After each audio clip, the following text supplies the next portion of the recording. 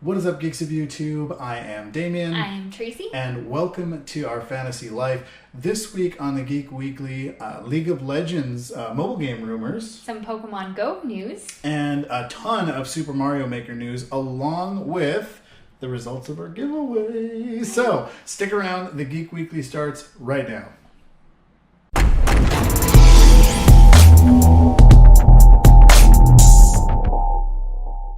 So, yes, big show for you guys today. And if you're new here, make sure you hit that subscribe button. And then hit that notify button. So that you know when great videos like this go live, because they've been a little sporadic lately. So, so it's been a couple of weeks since our last show. But if you remember, in our last show, we did say that we were doing a giveaway. And guess what? This show, we're going to pick a winner. So stick around till the end, and we'll let you know who won the Turtle Beach headphones. Yeah. Right? Yeah, that's going to be pretty cool. So, but let's jump right into the news. All right, so first up is Pokemon Rumble Rush. So do you remember the 3DS game? It was called the Pokemon Rumble. Yes. Yeah, so that's this game. Yeah, with little chibi Pokemon. Yeah, the little chibi Pokemon. So it was only for Australia at first, but now it has been released worldwide. Nice. Only on Android, though. Oh, that hurts. So not nice. on iOS yet. So nothing has been announced for iOS. There's a lot of Pokemon mobile games. There is. Yeah. Yeah. And I guess another one's coming out next year. Okay. I'm guessing. Do we know much about that one? Not yet.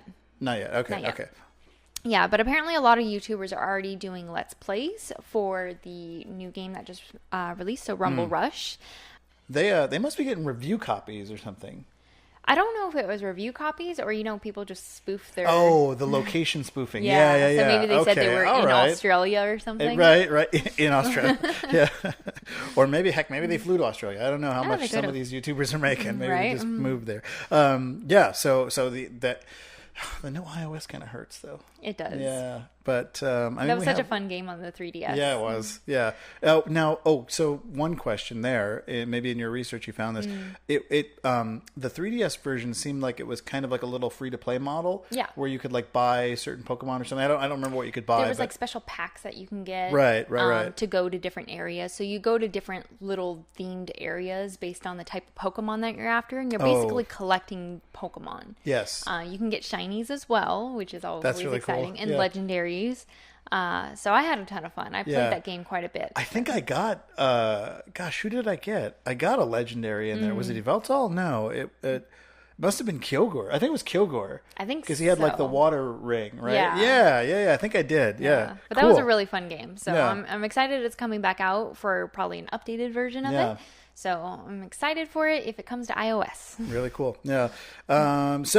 In keeping with Pokemon news, Pokemon Community Day, for those of you that are still playing Pokemon Go, which is a lot of people now that they've made these upgrades. Yeah. For those that are still playing Pokemon Go, Pokemon Community Day has been announced for June, and that is going to be on June 8th. So June 8th, Slakoth will appear more frequently, including Slakoth's shiny form, which is not super exciting. It's exciting for me because he's like a pinkish purple color. Okay, well, purple is definitely your color. Yes. I'm not as excited. You know what? Maybe I am a little excited about it because apparently Slaking is like a huge gym defender. Oh yeah, yeah. He's always at a gym. Every single gym, and people get him like in the like mid 3000s. Yeah. So yeah, maybe I'm more excited about him than I thought. But a couple other things for the community day that we noticed: lure modules will last for the entire 3 hours. So if you drop a lure module at the beginning of community day, it will last the entire 3 hours of that community day. Yeah. So that's pretty cool. Eggs will hatch faster during community day. So if you go for walks, if you have your Pokeball out there, or your Pokeball Plus, I should say. Now, the current event is Extraordinary Raid Week. And Bronzer and Clamperl are raid bosses until May 28th. So you still have some time. If you're watching this video when it goes live, you still have some time to get in on that.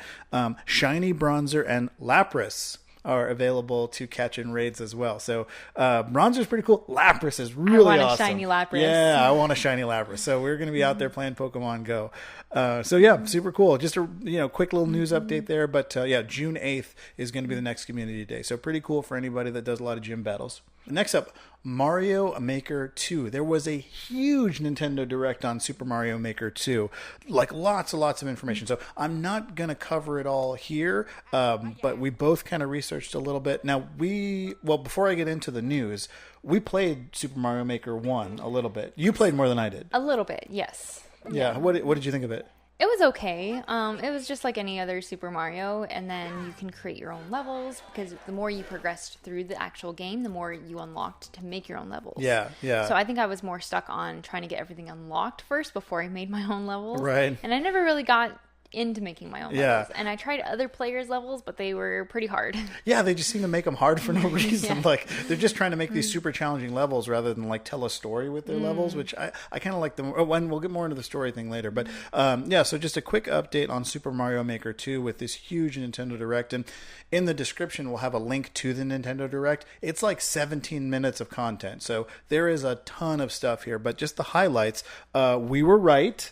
Super Mario Maker, Nintendo has included a Mario-themed stylus. That's pretty cool. So yeah, we in a previous video when we were talking about the Switch, we suggested to Nintendo that they focus more on the touchscreen and that future Switches should come with a stylus to emphasize the touchscreen. It looks like Nintendo listened. So hi everybody at Nintendo. I'm sure they watched our video and took our advice. And I'm sure it was because of us. It absolutely was. It was 90% because of us, and maybe 10% because they just came up with it on their own. That sounds about right. But not only does it come with a stylus, there's dozens of new additions like on-off switches, vertical scrolling, sub areas, hidden rooms, warp boxes, automatic scrolling that you can set the speed of, water that rises up and down that you can set the speed of and control throughout the level. There's a ton of stuff to make Super Mario games. So you can literally make the perfect Super Mario game. There's a couple of new themes, desert, winter, and forest. But the most exciting thing for me was a story mode. So there actually is a unlockable story mode now where you're trying to rebuild, I think it was Princess Peach's castle, and you play through Nintendo designed levels from all throughout Mario's history, and then a bunch of new ones specifically for Super Mario Maker 2. So there's 8-bit ones, there's 3D, there's pseudo 3D, there's all kinds of levels. So I think that's the thing I'm most excited about. Yeah, same here, because the first one didn't have any story to it. It was just, here's your level, here's your next level, and you just kept going. So I think a storyline will actually really improve this game. Yeah, I think so too, and it seems really cute. You're helping the Toads to rebuild the castle, and you get coins that you can then spend to unlock future levels. So even if you don't like the building, not only can you appreciate other people's levels, you can also go through a Nintendo-designed story mode, which kind of makes this another Super Mario game, even though it's not like an official entry. So that's pretty cool. Looks like it's going to be a big, big game. Now, Super Mario Maker comes out on June 28th. So what I may do is I might actually fire up Super Mario Maker for the 3DS and just play through it a little bit just to get a feel for it. But I'm really excited about this. There's so many games coming out in June. There's a lot. A ton of games came out this month, and then there's a ton coming out next month. Yeah. This is crazy. Speaking of Nintendo Switch, and not to take all the news items, but I just want to kind of follow up on this real quick. I guess Nintendo has announced something called a game voucher. Now, you did a little bit of research on this one too. I want to get your take on this, but as far as I know, how the game voucher works is you have to be a Nintendo Switch Online member. Yes. It costs $100. Yes. And you get 2 game vouchers. Yes. You can't buy them individually, right? Well, I mean, the games are individual, but you have to buy 2 game vouchers at a time, though, right? So, you have to spend the $100 basically. Yeah. So, and you get 2 game vouchers for that 100. Right. Now, the game vouchers are kind of like just tickets to redeem in Nintendo's shop for specific games. It seems like it's a lot of Nintendo first-party titles. There's a couple of third-party titles on there, but there was games like 1-2 Switch, Sushi Strikers, Breath of the Wild. I want to say Pokemon Let's Go. Both of the versions were on there. Bayonetta 2 was on there. Now, the first thing I noticed was these are all digital versions. They're all at their full MSRP. Yeah. So unless somebody can correct me down in the comments, or maybe you found some value here, I just was not seeing a ton of value here. I didn't see it either, because if you're not a Nintendo Online member already, right, you can't have access to this. You have to sign up, right. Yeah, you have to sign up for it. So really, it says you're saving about $20, but if you have to sign up for it, if you're not already a member, you're not really saving anything. Right. Plus, I don't know if you're going to make this point as well, but you can find those games elsewhere for way cheaper. Way cheaper. Yeah, super cheap. So like I was doing some research here, and we kind of have an advantage. I got in on the what's it called, Best Buy Gamers Club, Gamers Club Unlocked. So I still get games for $10 to $15 off, even brand new. But even if you don't have anything like a, GameStop Pro or whatever they call it, even if you have no discounts or whatever, on Amazon, you can get Sushi Strikers for $18. You can get 1-2 Switch for like $40. You can get Breath of the Wild for $44. Like, you can find these games in their physical copies for less than buying them MSRP on this new voucher store. And we like doing physical copies anyway, because we like sharing them back and forth anyway.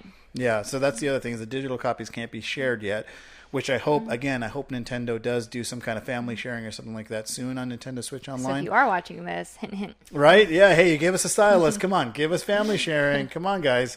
So yeah, the game voucher, I don't want to spend too much time on the game voucher. It just, I wanted to put it out to the audience.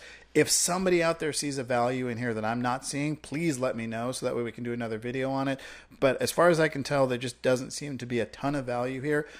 Unless maybe you're like a super fresh customer that is buying Nintendo Switch. Like maybe you just bought a Nintendo Switch today and you want a couple of the hot games. Yeah, because we already have most of these games anyway, so it really wouldn't do us any good. Right. So that's game voucher. All right, and next up, really, really big news in the mobile space. Well, really big rumors in the mobile space. Yes. What do we got? So we have League of Legends possibly coming to mobile games. I don't know why I'm so excited about this. I actually haven't played League of Legends in like a year and a half or 2 years. But you were a really big fan of it, so it's still pretty big news. I like it. It's not a bad game.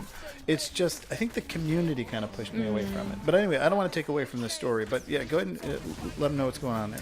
Yeah, so there's a report that Tencent and Riot have been working on a mobile version for League of Legends for apparently the past year. So, I mean, this is all just rumors at this point. But League of Legends, this was interesting that I found. They brought in $1.4 billion last year, so 2018. It's just chump change. I know, right? Exactly. But that's actually a drop. Oh, holy crap. Yeah. So 1.4 billion is a drop? It's a drop. Oh, wow. Okay. Yeah, it's about a 21% decrease. I mean, that's pretty significant, but I feel like 1.4 billion is still a pretty... So they're still in pretty safe territory. That's still a pretty good... Yeah, okay. Especially for it being their only game. So, I mean, that's that's right. It's their only product. Their only one. That's a really good call out. Yeah, wow. Well, I mean, I guess they do like licensing with like T-shirts and stuff like that, and mugs or whatever. Like, they have branded, but you're right. That is their only property. So if that goes, if we keep seeing those declines, okay, so that makes sense of why they're trying to branch out into other markets and try to get some of that mobile action. Yeah, that makes sense. When you say it like that, I'm actually kind of surprised that it took them this long, because it seems like League of Legends on the PC has a mobile model where you get the game for free and then you have to buy skins and packs and loot boxes and stuff like that. Yeah. So, wow, now that you say that out loud, I'm kind of curious why they haven't done this already. That's very interesting. Well, I guess the whole push, what I was reading, that in Japan, the mobile market is a lot larger than it is here in the US. So maybe they're just trying to get everybody more on the mobile market. All of our friends in Japan, please convince them to bring Speed Witch Battle to the US. Yes. Please. All right. And Grand Blue Fantasy. Grand Blue Fantasy and Speed Witch Battle. Please. I don't speak Japanese, so please do what you can. Convince them to bring these games to the US, because I freaking love those games, man. Anyway, weird aside there. But to take it back to League of Legends for a second, I know Riot, what may have contributed to that year-over-year loss isn't necessarily the gameplay or that League of Legends is losing popularity. Well, I mean, it's a pretty old game at this point. It is kind of old, but I think they were in the news last year for a lot of like toxicity and sexism in their workplace. That's right. And it seems like gamers, more than most other fandoms, care about that kind of thing. Like if they... Gamers seem... Well... Most gamers seem to be very kind of forward-thinking, and they do seem to care about the companies that make their games. Like, for example, I know Konami lost a lot of fan favor when they released Hideo Kojima. The fans, there was kind of a backlash there, and nobody bought Metal Gear Survive, right? So it seems like there was a little bit of a backlash about... I don't even remember that game. Nobody remembers that game. I don't even think the people that developed it remember it. Kind of like Fallout 76. They just try to forget it. Yeah, we don't talk about that one. But yeah, so maybe there was a little bit of backlash there, and that's why they lost some money as well. But hopefully, because I I don't wish anybody ill, right? Right. So like when we hear about these layoffs and things like that, even if the company had their problems, like, the ArenaNet had some layoffs, Gazillion's closing, all these companies that kind of go by the wayside. You got to remember there's people at those companies that all they were doing was showing up every day to do their job, right? They weren't the leaders. They weren't the elite. They weren't the executives. They were just a programmer or a developer that just shows up to work. They want to make their games and go home, right? And they're now competing in this very competitive market to try and find another job. So I hope that League of Legends finds success in the mobile market. I hope this is true, and I hope that Riot kind of sorts out their. And it seems like they are. They've made some public statements saying like, oh, we're trying to fix our culture and stuff like that. But this is actually a question for you. What do you? So like, for example, if you hear Riot has a toxic workplace and that they have sexist leadership, does that impact your, like, would you be less likely to buy their game at that point? Oh my gosh, that's hard. So it's like, you don't really know the situation unless you're actually there. Right. I mean, they always say there's two sides to a story. Right. So I don't want to judge them that harshly, especially if I already enjoy the game. Yeah. But I think in the back of my mind, it would always affect me. Yes.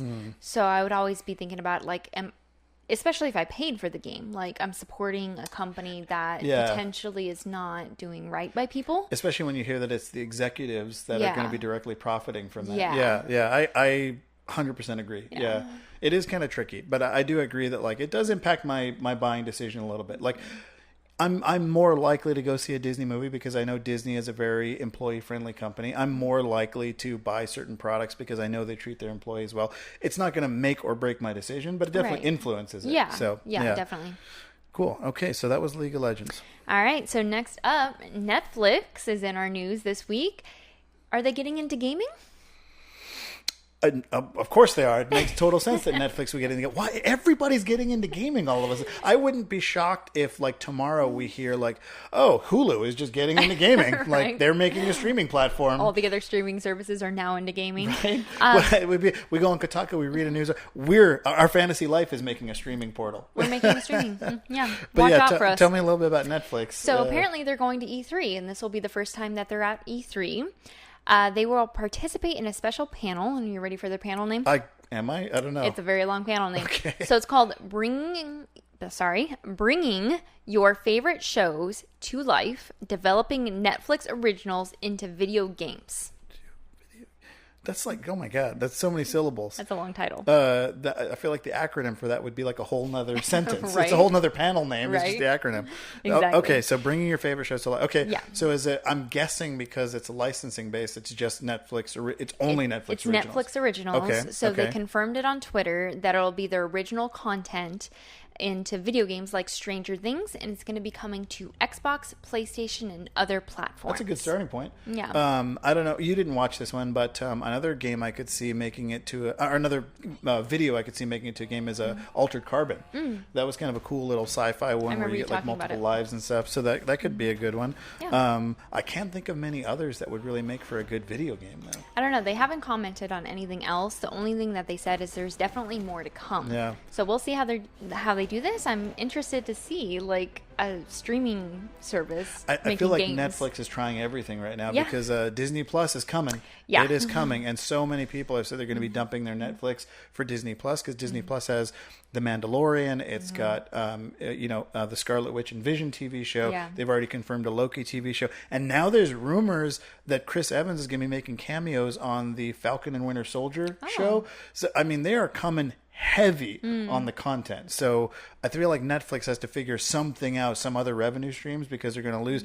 Kind of like HBO when Game of Thrones ended. Yeah. They just lost like 20% of their subscriber base. Yeah. So I feel like we're going to see the same thing with Netflix. So, okay. Yeah. I mean, try it. I'm all for new things. Yeah. We'll try it, see if it works. I'm not going to subscribe right away. But we'll see what happens. I mean, we already subscribed to Netflix, so yeah. I mean, for the gaming thing though, and we might actually drop our Netflix. I gotta see Disney, but between Disney Plus and Apple TV Plus, yeah, there's a lot of good content out there. I can't wait for that arcade. Yeah, the Apple Arcade. Yeah, that's gonna be cool too. But yeah, there's a lot of good content. There's a lot of contenders coming this year or next year.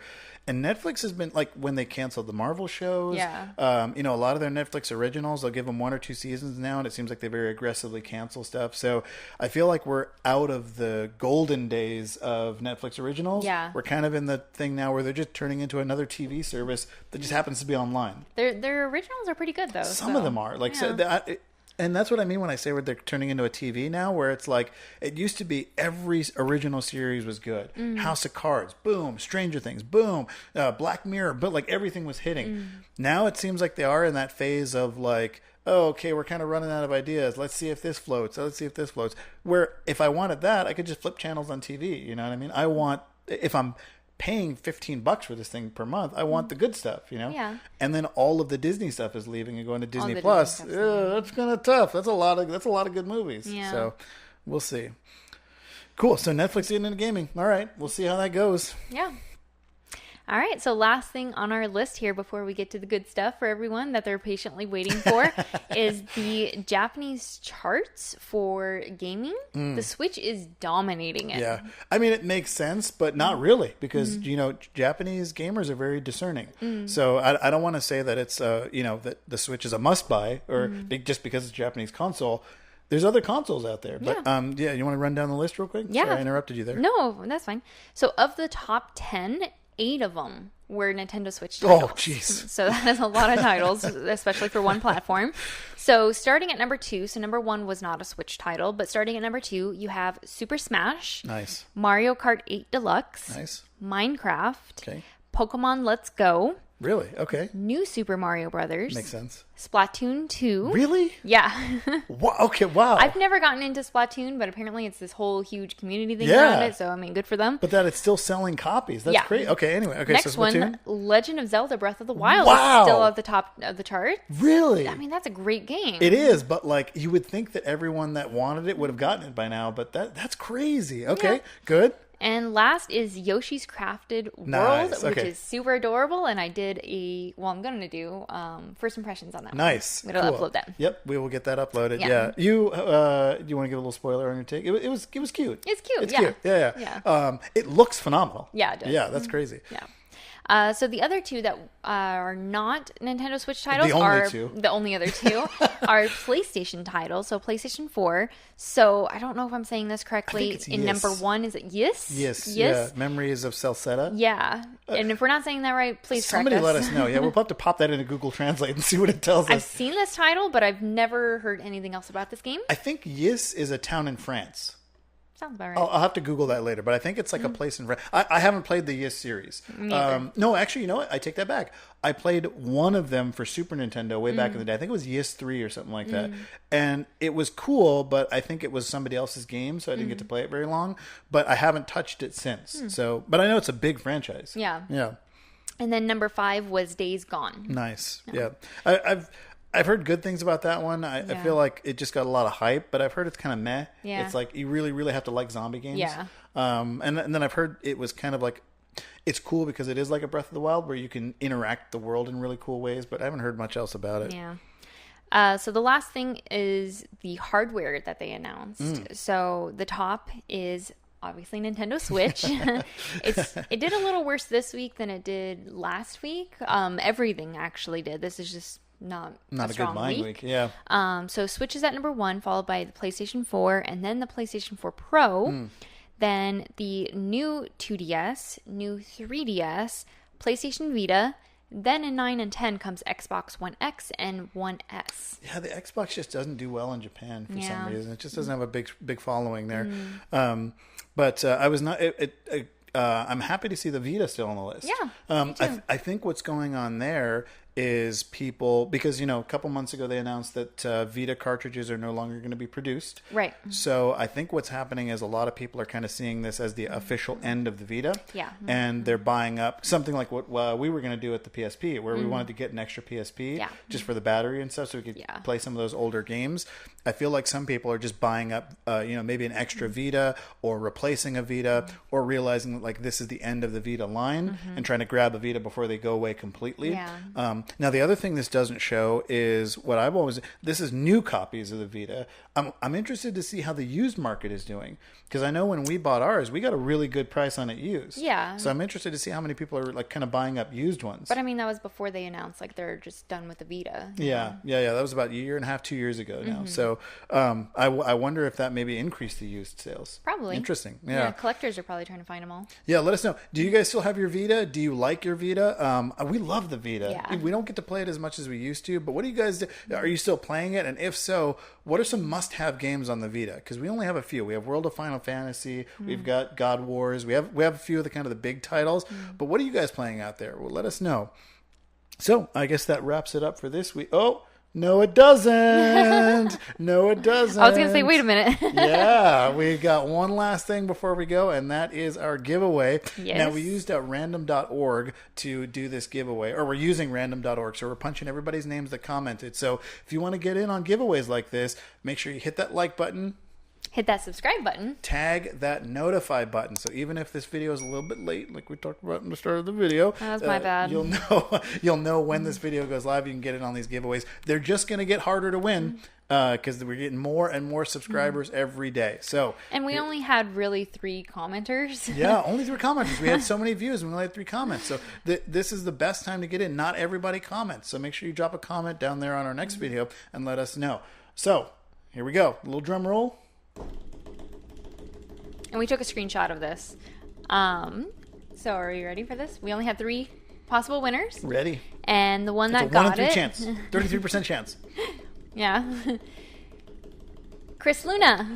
Woo! Chris Luna. All right. So, Chris, you are the winner of a Turtle Beach set of headphones for the Nintendo Switch. It was a really cool first prize. I actually wanted to keep them, but no, we are going to be sending those out to you. So, what we'll do is we will comment on your comment and try to get all your contact information, get that sent out to you. So, for everyone else that didn't win and for everybody else that's watching this video, we're going to be doing some more giveaways here coming up. We got some Detective Pikachu swag to give away. We've got controllers to give away. We have some other stuff that I don't remember exactly what it is, but we've got all kinds of great stuff to give away. So keep watching the Geek Weekly every week when it goes live. And like we said, hit that notify button so that you know when we're live. So I guess that's it for this week. That's it. That was a lot. That was an exciting episode. Yeah. Yeah. I like this stuff. Okay. So, until next time, I have been Damien. And Tracy. And this has been the Geek Weekly, and we will see you next week. Take care. Bye. So the other 2 are the PlayStation 4 titles. So number 1 is Wise Memories. Is it Ys? Ys? I never know how to pronounce that. I've seen this title before, but I know absolutely nothing about this game. I think it's a town in France. So Memories of...